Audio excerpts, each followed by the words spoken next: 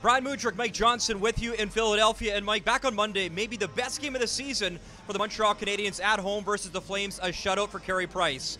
And then last night, yikes, we talked to Claude Julien. He said, listen, if we're going to be successful, we need focus, we need the effort. They didn't have the focus last night. And one of the guys, obviously not a good game, Max Domi. He took a penalty. He wasn't alone. Listen, there's a lot of blame to go around, but for Max Domi, what did you see from the young man last night? Well, he took another bad penalty at an inopportune time. We've seen that previously this year where he took a bad penalty, was sat down, he said, it's on me, took full responsibility for it, said, I won't do that again. Unfortunately, he did do it again, and Claude Julien said, you know what, we're going to have to sit you down. He didn't play on the power play, he missed a whole bunch of shifts, didn't get on to the very end of the third period.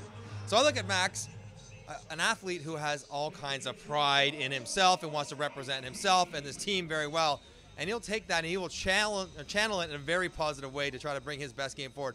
I'll be very interesting to watch just how hard, how focused, how diligent Max Domi is tonight, coming off really a disappointing game by the team as a whole, but him individually last night against Chicago. No goals for Max in his last 8. He'd love one here. So we start tonight, Mike, 9 back in the division, 9 back in the wild card. 2 of these Philadelphia Flyers, their third meeting of the season, they've lost the first 2 in overtime to turn things around. I know there's time. It's going to be tough. What does Montreal have to do?